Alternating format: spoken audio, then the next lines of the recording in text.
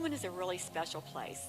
It is built the way theaters should be built, which, by the way, is the largest, grandest theater in America in a town this small. George Coleman loved theater and the movies. It was a hobby of his, especially after he became so wealthy. He married a woman 30 years his junior, and they loved to travel the world. He had a home in California, one in Florida. His home in California was near that of a very familiar name, Mr. Bing Crosby. And Bing Crosby was in the Orpheum vaudeville circuit. And reportedly in a conversation, George Coleman said, "I want the workers who've made me so wealthy to see the great acts that I get to see around the world as I travel. And they're my workers, and I wouldn't be here without them." And at the suggestion of Bing Crosby, we've heard, he decided to sign on with the vaudeville circuit. And he owned a theater down the street called the Glory Bee. It was quite small but lovely. And as he thought they would be coming there, and they said, "Oh, your theater isn't big enough." And George said, "Oh, I'll just build one." And they said, "We're coming in a year." And so in 330 days, he built a magnificent theater palace. It opened on April 18th, 1929, just 330 days after he signed that contract, to everyone's amazement. The ones that we do know about from newspapers and some playbills we found are, of course, Will Rogers performed here twice. Sally Rand, the exotic dancer, did her fan dance here a couple of times. Tom Mix, the famous silent movie star, performed here, and his Wonder Horse Tony went right across that stage. We know that Cary Grant came promoting a movie, didn't have Jay Leno and David Letterman to promote movies, so the actors actually came through. Howard Keel came through. Harry Blackstone performed here. Just about everybody who was anybody appeared on this stage during that period of time.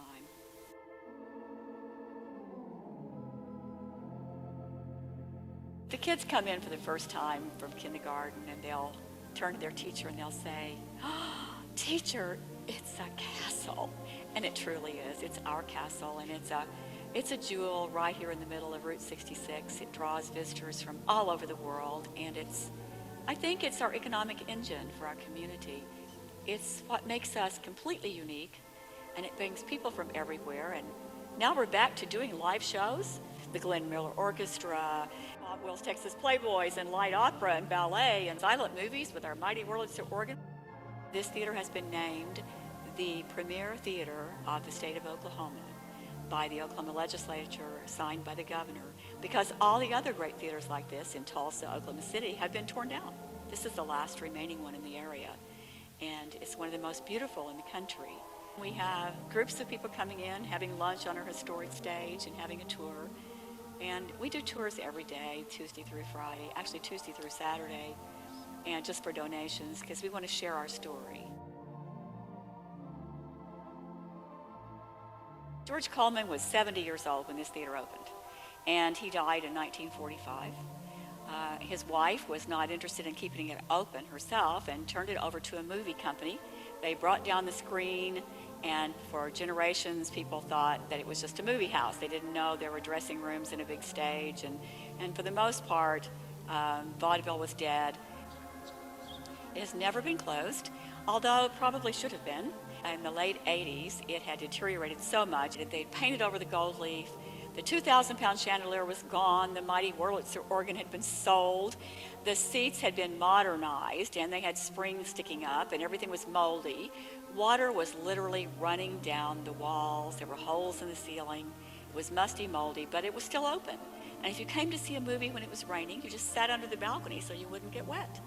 And it was like surround sound with the water trickling. It was very appropriate for jungle movies, but not so appropriate for much else. But it was still functioning until the movie company pulled out and left the city, actually left the theater in pretty much in ruins.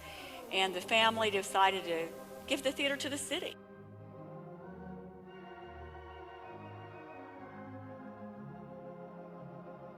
A handful of us got together and organized an event called Night of Nostalgia. And we only had seats down here. The seats had been taken out of the balcony, and there were no seats up there for some 40 years.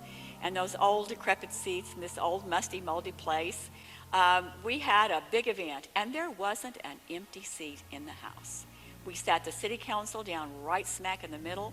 Some of my students, I was teaching theater at the high school at the time, some of my students performed some funny skits, and then we had people get up and tell their stories of their first date, their first kiss, their marriage proposal, and how important this theater was to this community, calling it really the heart and soul of our town. And they persuaded the city to accept it. But the city did a very smart thing. They couldn't afford to fix it, and they knew these dedicated people just might do it. So they formed a partnership. The agreement was that we would do all the restoration, we would raise all the money, but they own the utilities company, so they would furnish the utilities and give us some seed money each year, $50,000 each year, that would help a little bit with repairs and supplies.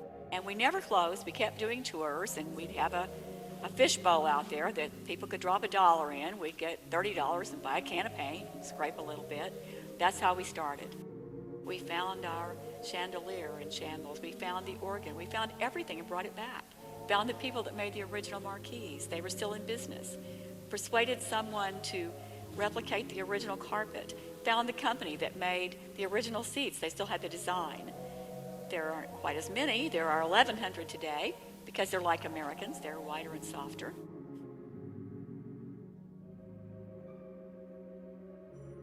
The Mighty Wurlitzer organ is one of a handful in America that's back in the home it was built for. Wurlitzer organs are the creme de la creme of the theater organ. And a theater organ is different than a church organ. It has real instruments, drums and cymbals and all kinds of things that are real instruments in it, as well as the pipes, and it takes a lot of power for it. And it was found in Burleson, Texas. It had been sold to Billy James Hargis and then to an organ collector because the movie company couldn't keep it up. It was in terrible shape. The console was peeling, the pipes wouldn't play. So when we persuaded Jim Peterson of Burleson, Texas to sell it back to us, because it was ours, it still had our name on it, all the pipes were there, he said, you have to play it every day and you won't have anybody that knows how. So you must put in a computer system that will replay concerts that have been played on that organ. It's not a recording, it's actually playing the pipes. So that's what we've done. And we've added some new instruments. It is now worth about $1 million, the organ alone. And we play it constantly for visitors, and it's repeating what an organist has played on that organ here in our theater.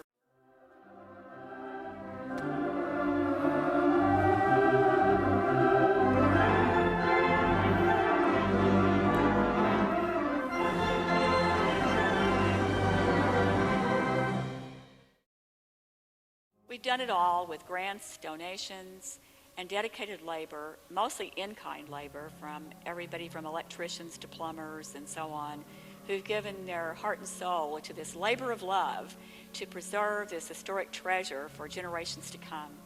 Our mission is to provide great entertainment for an underserved community. That was George Coleman's mission. 23 years later, here we are, and none of us thought it would ever be possible, but it's sort of our history of yesterday, our testimony to today, and then on into the future. Our motto is, and this is very important, that we don't own anything, we hold it in trust for the next generation. That's our mission. That's what we're all about, and that's what